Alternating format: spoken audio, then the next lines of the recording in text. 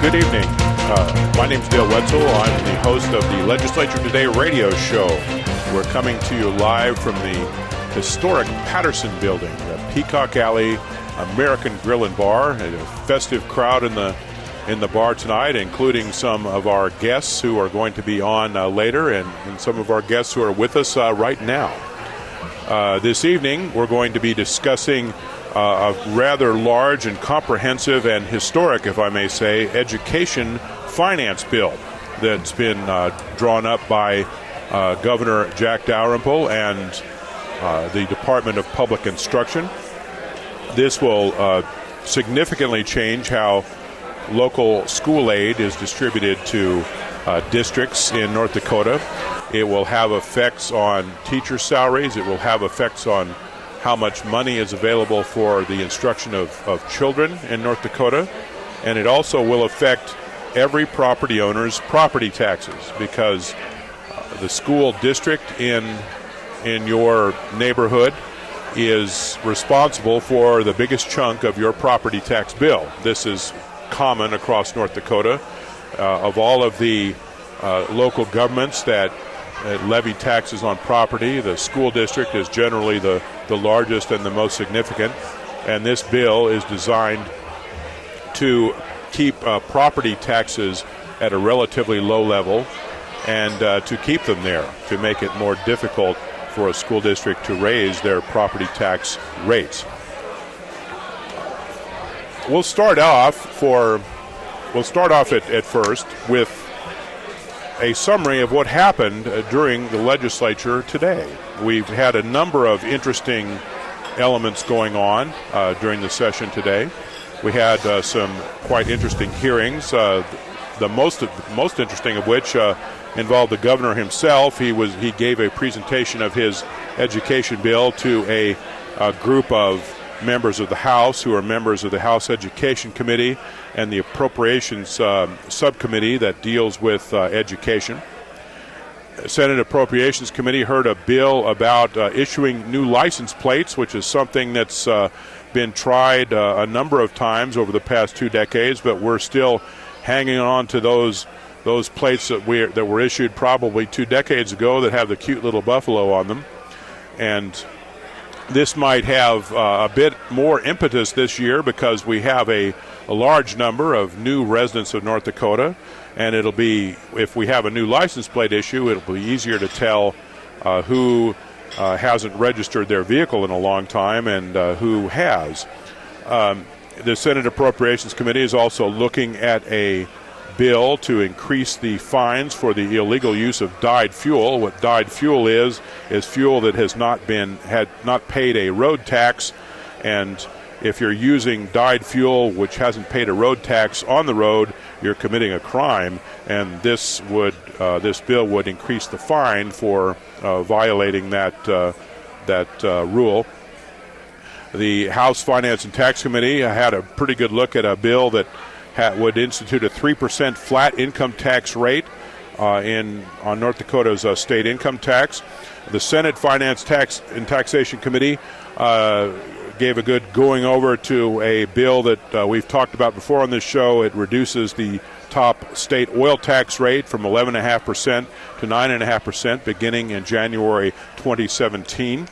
The Senate Finance and Tax Committee also discussed a property tax exemption, a graduated, phased-out property tax exemption for natural gas gathering lines. This would provide an incentive to build these lines and therefore reduce the gas flaring problem that we have in North Dakota. Right now, roughly a third of our natural gas production from newly drilled oil wells is flared and essentially burned off and wasted, and this is something that we want to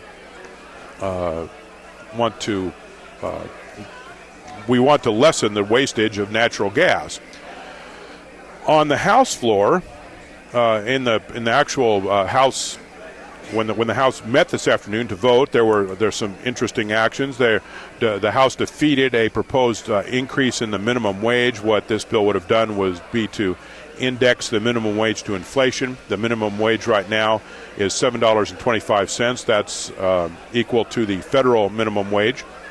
Right now, wages in North Dakota have been increasing rather briskly with the influx of oil field workers and the demand for labor as a result of the oil industry and the generally expanding economy in North Dakota. And it was decided by the House by a 70-24 vote, as a matter of fact, that it was not necessary to increase the minimum wage in order to keep North Dakota wages marching upward. The House did approve a bill that requires you, if you are a person who likes to sign a referendum, recall, or initiative petition, not only will you have to sign your name, but you'll have to print your name as well. This is to make it easier for the Secretary of State to read when he's checking on these petitions after they're turned in. The House also defeated a proposal to allow the Game and Fish Director to increase hunting and fishing license fees by up to 20% over 2 years.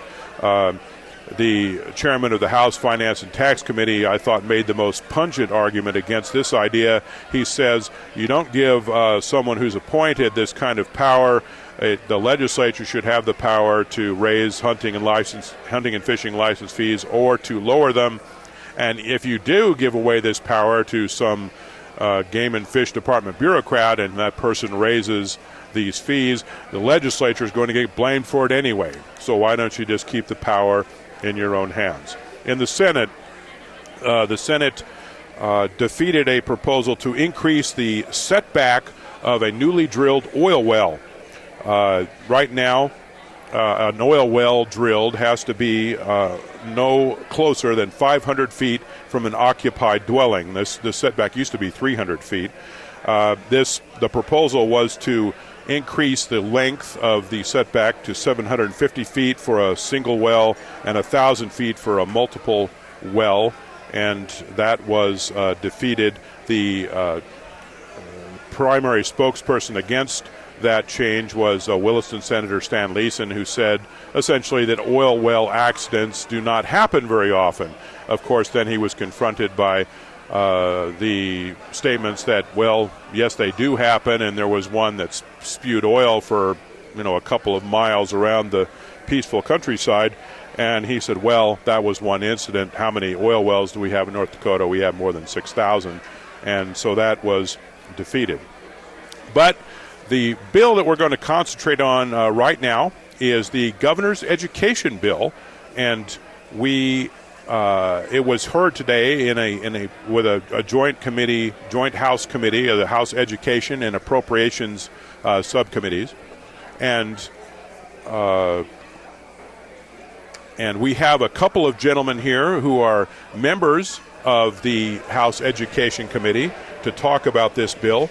We have Representative Jerry Kelsh, who is a former House Democratic leader. He is a member of the House Education Committee. He is a Democrat from Fullerton. And we also have, and his constituency in southeastern North Dakota includes a number of rural school districts. We also have Representative Corey Mock. He's a Republican from Grand Forks, and he represents, of course, the urban Grand Forks School District. Gentlemen, welcome. Well, it's good to be here, and and I have to say, Dale, this is query. Thank you for putting me in the majority party. Oh, did I tell you that? I thought I said House Democratic leader. Oh, you may have assistant House Democratic leader. And Jerry, you mentioned this a minute ago, but we just so that we're aware. The governor has joined us. He was to come at 7:30. He was kind enough to be a bit early. And he's here, and we're going to be including him in the conversation, of course. First of all, welcome, Governor. Thanks, Dale. Great to be here. You got a very nice group gathered here. I'm wondering what this drink is, though, that Corey is. It's the pinkest drink I have ever seen in my life. The governor is having fun with a drink that is next to the assistant House Democratic leader Corey Mock, a Democrat from Grand Forks. It is very, very pink. It has some whipped cream on top, and it looks very very handsome. It absolutely is. He sends, and it's not every day that you get the governor of a state to write you a handwritten note, and even more so for it to be referencing a pink drink in a glass. Well, let's talk about this. Drink. Apparently, what is it? Well, and Representative David Monson would not be doing his job if he didn't get a little airtime on this. It's a cruel joke, is what it is. Is that the name of the drink? Well, that's what I'll ask if they'll change it on the menu. It's a pink Cadillac. A pink Cadillac. Yeah. So he had it ordered and sent up here, probably to take away from a little the governor's education bill. And I wonder if he had some. I wonder if he ordered some extra booze to be poured in. Maybe. It's being an old bartender, I think they call it pink squirrels. Oh, pink squirrel. I'm sorry, it was a golden Cadillac, a pink squirrel. Yes. Well, let's get Monson up here to explain himself. Yeah, well, he'll be up here later. We will demand that he explain himself. But anyway, we'll also get him his own drink. The governor said he was going to come up. I run into him downstairs. He said he thought we could help him learn a little about this bill. So, well, Jerry, let's start instructing the governor about his bill. What do you say? Well, Mr. Representative Mock, what do you think this bill, this approach means to an urban school district such as the one you represent? Well, so I represent Grand Forks, and we have the Grand Forks #1 school district. We've got several. We've got 2 high schools. We've got middle schools, elementary schools. It's thousands of students in one area. And I think what the governor has put before us, and Representative Monson and the co-sponsors are going to come up and talk about this after about at 7:30, I think is a tremendous start in investing in education from the state level to not only provide a quality education to our students, but also to start addressing the needs of property taxes. And Representative Monson, when he was introducing the bill earlier today, said that this is not to be considered strictly property tax relief. This is for the intentions of investing in education and in making sure that the state of North Dakota is funding our next generation. That's how we look at it, and I'm very happy to have that the governor is up here willing to talk about it, to look forward with the kids of North Dakota, join Jerry and myself and many others on the Education Committee to make sure that we're passing good policy that can provide permanent funding for education across our state. Governor, could you try to tell us how this represents a different approach to education finance and the support of local schools by the state in North Dakota? Well, Dale, there's a number of things going on in this bill. It's a very comprehensive bill, but as was stated earlier in your broadcast, it really falls into 3 categories. One is equity in the financing of schools. And this really is the final and the ultimate step in really ensuring that there is true equity amongst all the school districts in the state, which means that any student, any child, anywhere in the state of North Dakota, regardless of where they live, is going to have approximately the same kind of resources behind them when they go to school. And that's a big deal because as recently as 5 or 6 years ago, we were nowhere near that in North Dakota, and it was a big problem. Second area is adequacy. That means, is there enough money behind every kid? Not just equity, but is there enough? Are the dollars like the right number of dollars for each child? And the third part, certainly equally important, and for some people maybe the most important thing, this is very significant property tax relief. Property tax reform, if you would prefer to call it that. It limits the number of mills that can be assessed or can be levied by a school district, and is actually about 65% less than we had levied in North Dakota just 5 years ago. So it's all of those things.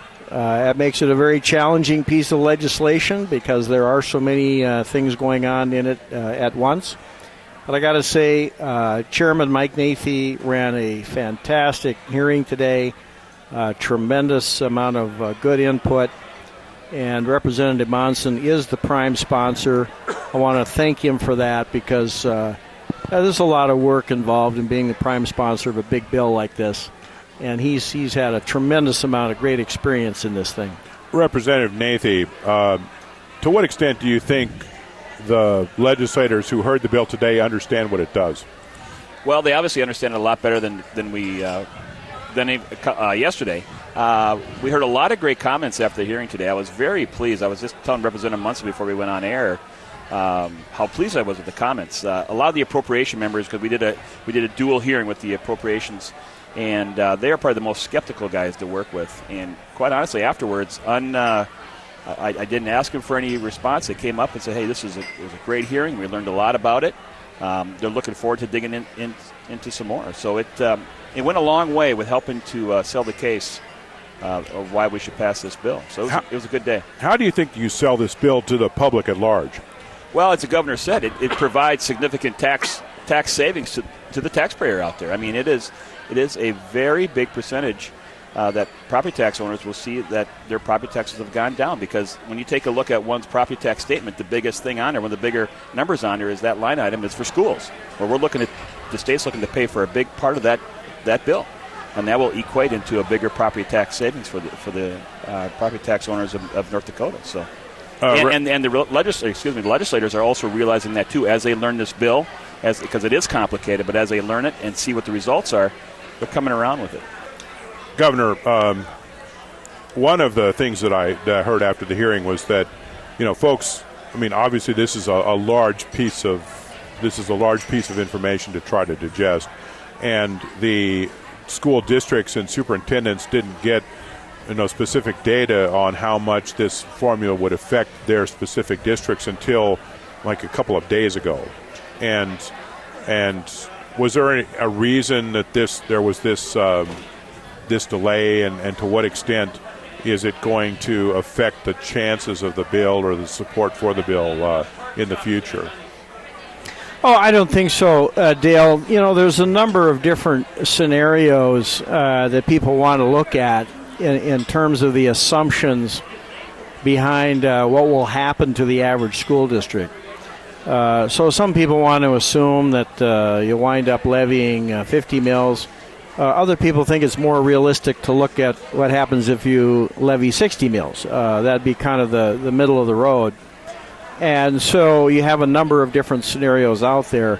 And all of this before the initial hearing. I think it's very important that you have the initial hearing on the bill, give people an opportunity to come in and state what the purpose of the bill is, what the policy goals are of the bill.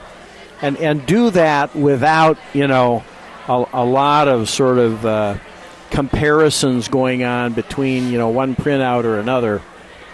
From this point forward, I think that Chairman Nathe and Representative Monson will be looking at a lot of sort of what-if scenarios. What if you look at it this way? What if you look at it that way? And that's all part of the process. Is it fair to say that you think that the folks will concentrate more on the theory of the bill and how the design of it and how it is supposed to work, when they're not aware of the financial ramifications to their specific district? Well, it's not that anybody's trying to keep the information away so much as just, asking people to focus on the concepts first. I don't know how many times I've been in legislative hearings and, you're trying to start some testimony, and all of a sudden somebody, puts like a big chart or a big bunch of data in front of the committee members, and it's obvious that they don't listen to a word that's being said at the podium. All they're doing is studying the numbers that have been handed to them, and that's not what you want in a hearing. You want people to focus on what people are saying. I want all three of you gentlemen to address two things. One is, how does this approach keep down local school property taxes? How does it keep them in check? And also, how does this affect the ability of a local school board to run its own business? In other words, the local control. Well, let me take a crack at that right away, Dale, because that is the essential question for people who are looking at it from a distance. This bill is a 60 mil limitation on the amount of general fund levy authority that a school board has for general education. You can compare that to 5-6 years ago. The average general education levy in North Dakota was about 195 mils. So that is a tremendous amount of property tax relief any way you cut it.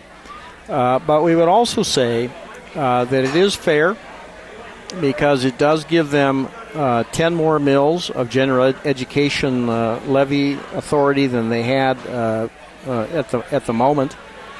And it also gives them a flexible 12 mil miscellaneous levy. So they actually have some new flexibility, which they do not have today.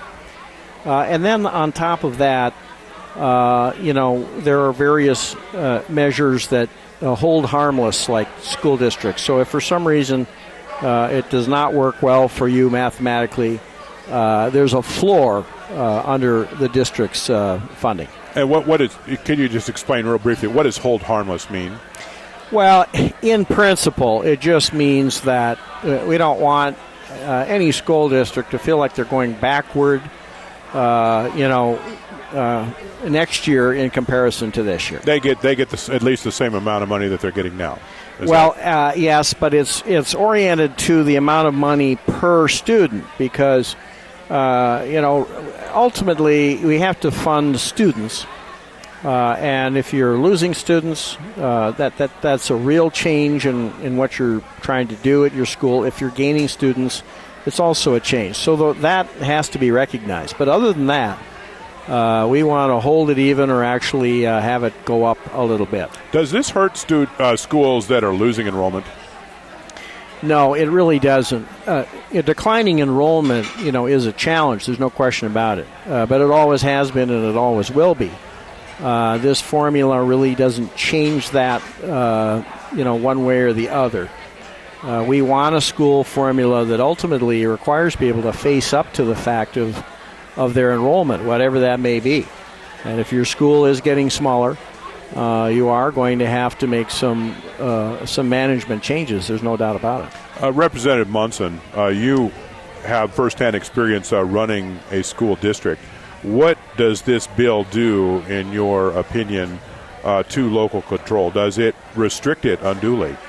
Well, to some extent it does. And for many years, myself and included, and many of my colleagues who were superintendents said, we want the state to pay more money. I said, be very careful what you wish for because you just might get it. Because whenever the state is going to pick up more money, you're going to lose some flexibility. You're going to lose some control. And that happens, and it should happen. Every time a dollar comes from the state, it's meaning that you have less flexibility, I guess. But as the governor said, we built some pretty good flexibility into this bill with the 10 mills, and then we combined that those 19 other little levies and streamlined it to make 12 mills there. So there's a lot of flexibility still in this bill. And when the state is paying a pretty good share of it, along with the flexibility that we built in, I don't see that any school district needs to worry in the short term. If you're losing students over long haul year after year, it's going to be a hard bill, I guess, to maybe work with in the future. But, every time we come back here 2 years from now, we'll look at who fell through the cracks. Why did they fall through the cracks? Can we adjust it, and should we adjust it? No guarantees are ever made more than 2 years around the legislature, and I think this is a very good bill for every school district in the next 2 years, and we'll be back 2 years from now and make those little tweaks that we need to. And in fact, I think we can make some tweaks now that were suggested today that might make this a lot easier for some of those administrators to administer. And also those schools that may have a hard time down the road, they do have the option to raise the mills by the vote of the people. So exactly. If they can take it to the vote of the people and say, 60 mills is not enough, we want to raise it some more. And if the community approves it, well, then they assess those mills. If they don't, well, then they learn to live within those bounds. So they have the option to do that. So that's a very important point, Mike, which I forgot to mention, is that a simple majority of the patrons of the district you can go beyond the 60 mils. That's very important. Governor, to what extent if this approach is adopted, to what extent is it going to make future education finance bills in the legislature easier to deal with? Oh, I think that this is the final major stage in really an evolutionary process that began 6 years ago with the lawsuit. And if we achieve 1319, we will really be looking at truly minor modifications in the future compared to what we've had the last couple of sessions. This is the last major step.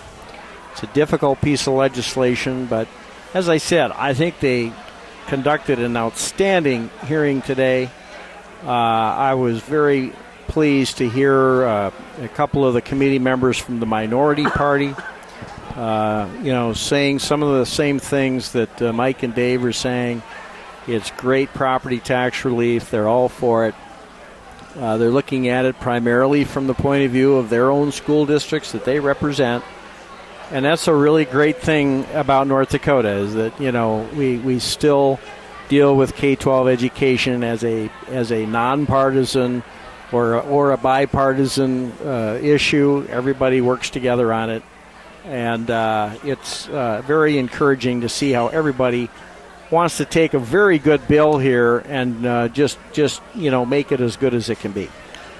Representative Monson, to what extent does this make education finance policy in the future easier to deal with? Of course, you remember when there's battles royal over the mill levy deduct and, $10 million in added funding and just endless conference committees over this particular bill. And now it appears that it's headed much more toward I'm almost a plug-and-play approach. Here it is, you plug the money into it, and away it rolls. That's a good way to describe it, Dale, because this bill is very simple compared to some of the old bills that we've seen, the old funding formulas. We've streamlined a lot of things in here. This bill is very clean. We took out things that complicated the explanation of it. So it's, I think, a really good, understandable bill that absolutely everybody can understand it. I think everybody can live with it. Everybody can see exactly where the property tax savings is. I want to stress that this is a education funding bill, first and foremost, but it has consequences of very nice property tax savings throughout the property tax. The property tax owners come out a big winner in this. They really do. We've been talking this evening to the governor, Jack Dalrymple, and to Representative Dave Monson, a subcommittee chairman of House Appropriations dealing with education, and Mr. Mike Nathe, Representative Mike Nathe, the chairman of the House Education Committee. All three of these gentlemen are Republicans. We were talking earlier to a couple of Democrats on the Education Committee about this bill, and I think there's a general consensus that it's large, it's comprehensive, it's sweeping, and it has a lot of good elements, and it's going to get some work in the coming days, and we'll see how things turn out. Thank you very much for coming, gentlemen. Thanks, Dale. Thanks, Dale. Great to be with you, Dale.